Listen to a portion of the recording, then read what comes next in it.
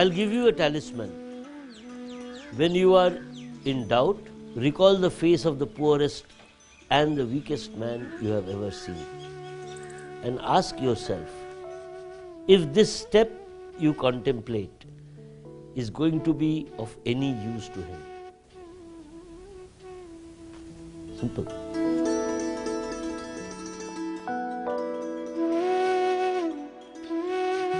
"25 years is not such a long period in history, but it is long enough to at least look back and see what an organization started for, what it achieved on the way, how it has changed, why it changed, and was the change useful. So Indian Grameen Services established in 1987 to help the rural producers with whom Pradhan worked engage in commercial activities such as buying and selling inputs from the market, or selling their produce to the market. The conception at that point of time was, it will do anything and everything that you require to do promotion of income generating activities for the poor households. The other thing we thought we should do in IGS is that it should be self-reliant. It should not go for grant-based models. One idea is very clear, that it was an entity meant for serving a public purpose. That remains constant, and that's specified by the Section 25. The first project it started was in Kesla, in Kesla block of Hoshangabad district. Distant locations, not connected to the rest of the civilization, that kind of place. We had chosen, we said, okay, this is where the income generating activities are most required. We had thought of 3 enterprise ideas at that time. Poultry was one of them, cultivation of mushrooms was another one, and setting up small engineering-based, fabrication-based enterprises. These were the 3 enterprises that were thought of in the beginning. 86-87 was also the year when we started 3 other projects. One was in Barabanki, where we were working with leather workers and handloom weavers. Second one was in broadly the Santhal Parganas area of, in those days Bihar, now Jharkhand. There it was for tussar rearing and reeling. Third such project was actually in Kishangarh Bas, where the idea was to do a number of activities with the government's Integrated Rural Development Program, IRDP. We were quite excited that we are intervening into the tribals' lives, and the kind of we also got a very good positive reception from a lot of these tribals. And that time we were basically asking them what kind of income generating activity you can take up, what are your skills, what are your resources, etc., etc., etc. And it used to be a lot of very exciting discussions. The idea of IGS was that one wing, at least one section of Pradhan, will get into micro-enterprise production mode, maybe throughout the countries. So its original purpose was to support producer groups and maybe eventually producer organizations in functions which involve buying, selling, collection of fees, anything which is sort of commercial in nature. IGS ensured that if things were not within the quality of market, IGS would not accept it. They kept on hammering on us that this had to be like this, birds have to be of this kilo, they have to look healthy, the mushrooms have to have this color, this size, it has to be within this production cost. So they made us do a lot of rigorous analysis of all these aspects to come within the commercial parameters.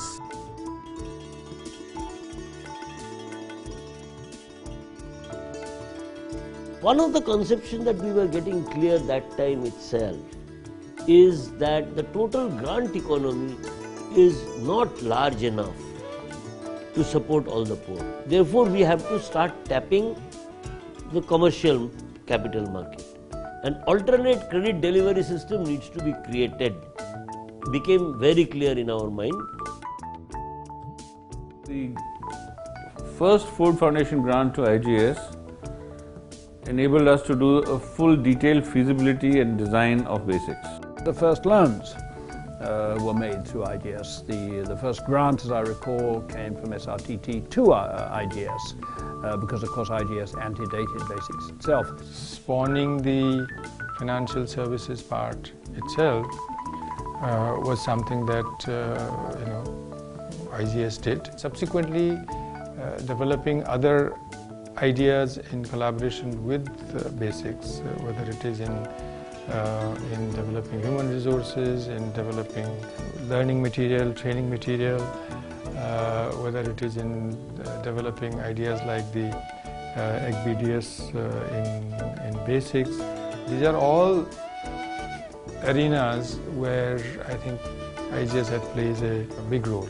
While in the BASICS, BSFL and SNFL, these were the two finance giving, Sarvodaya Nano Finance Limited and Bharatiya Samruddhi Finance Limited. These were the two which were providing the financial services. IGS continued to provide all the non-financial services.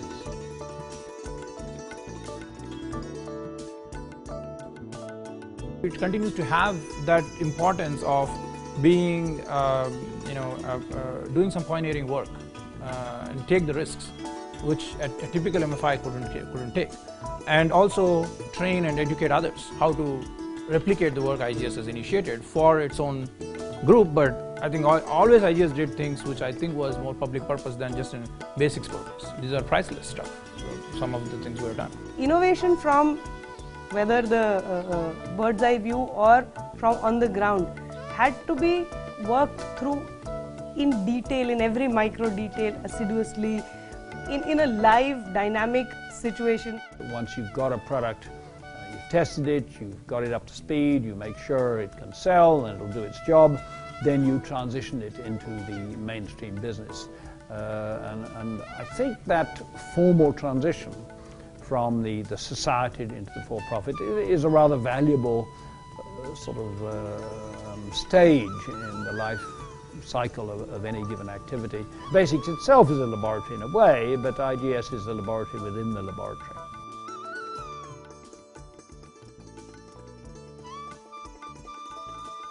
मेरा नाम विष्णु प्रसाद शर्मा है। मैं मध्य प्रदेश के उज्जैन ज़िले के गांव बाड़कुमेत का रहने वाला हूं। ये जो बेसिक्स IGS टीम है, इससे हम 2009 से जुड़े हुए हैं। हमारे गांव बाड़कुमेत में पहले परंपरागत तरीके से खेती होती थी। इन्होंने कम बीज में अधिक उत्पादन लेने की जो तकनीक बताई लोगों को, उससे उत्पादन बढ़ा। और इसके साथ साथ बहुत सारी योजनाएं, जैसे खाद किस प्रकार देना, मिट्टी का परीक्षण, पहले लोग मिट्टी का परीक्षण बहुत कम कराते थे, इससे खाद में बचत हुई।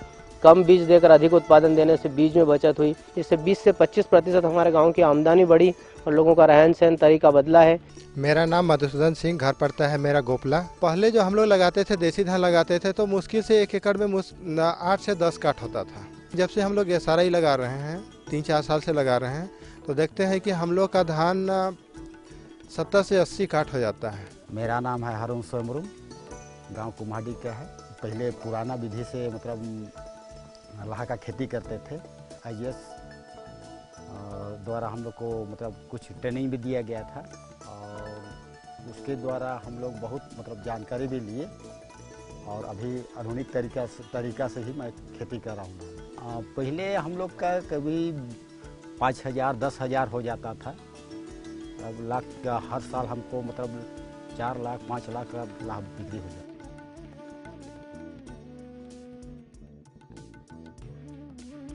The model which has been showcased at Ghat Ladki along with comparisons with Borikoha Kund is a great learning for rehabilitation of villages, which is happening across the country. It's extremely difficult for a community to move out from a place where they have been living for so many years, and that is something while they were not able to express in so many words, you could feel that when they are talking. And the comfort or the confidence that the IGS team was probably able to provide them, that they agreed to move out. IGS strength does lie in community institutions, and so they were able to translate their experiences in Melghat. Not just the game of economics or not just the game of making money for them, but it's the whole process of settling them down. We understand today the principles of settling down from their origin to somewhere else.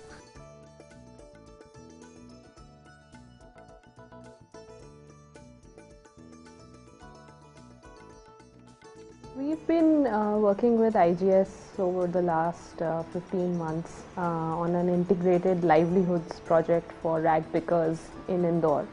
The project is meant to reach out to 1,500 rag picker families with a range of services including livelihoods, education, healthcare and financial literacy. We have shown that it can be a financially profitable business, and simultaneously we have also involved the primary stakeholders, the rag pickers. So in that sense, I would say that this is unique in the world.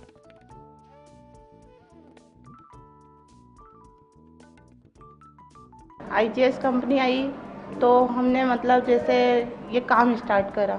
पहले सिलाई सीखी मैंने भी खुद, फिर सिलाई सिखाना शुरू करी, फिर सिलाई सिखा के फिर ये लड़कियों को इकट्ठा करके रोजगार दिया। IGS कंपनी अगर नहीं आती तो यहाँ लड़कियाँ कागज पन्नी ही बीनती रहती, कभी ये काम नहीं कर पाती। उन्होंने हमें अच्छा रास्ता दिखाया, अच्छे राह पे ले चले वो हम लोगों को और अच्छे कुछ काम सिखाए।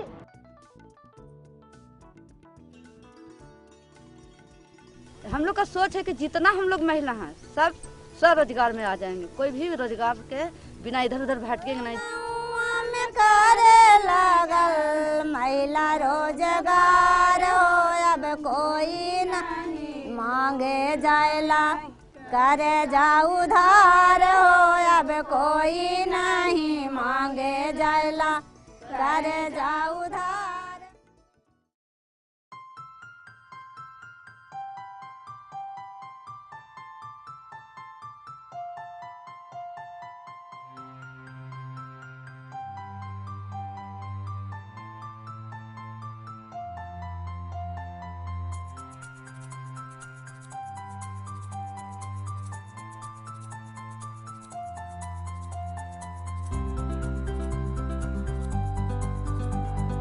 One thing is that IGS will have to always stand for is that we are working for the poor. One side of it, which is that will the leadership remain innovative and at the same time grassroots oriented, which was the hallmark of Shankar, of mine, of Arijit, now Mihir. I think that's taken care of. Since this is a challenging area where it is necessary that we need to work out of locations which are away from the comforts of a township or a city, so the team will have to work under difficult or challenging circumstances. We have been actually working with them presently on 4 projects, and in all these projects we find that the teams are good and they are pretty connected with the ground realities. Innovation doesn't come from advisors. Innovation comes from the doers. New activities, new opportunities, new avenues for expanding rural livelihoods. IGS can be a kind of a lighthouse, a kind of a powerhouse where youth get attracted from different parts of the country. They get immersed into the kind of activities, then they get a little bit of mentoring support, and then they start their activities. I think IGS would be an important player to sort of channelize these energies on what it has already built in last 25 years. IGS provided an incubator, demonstrated that it was possible to scale up, to sell livelihoods packages at what all seem to be extraordinarily low prices, but cost-covering prices. So IGS will continue to do the research, IGS will continue to do the experiment, IGS will fine-tune the products. I don't know if we have ever arrived. We have had great milestones, but अभी तो रास्ता बहुत लंबा है.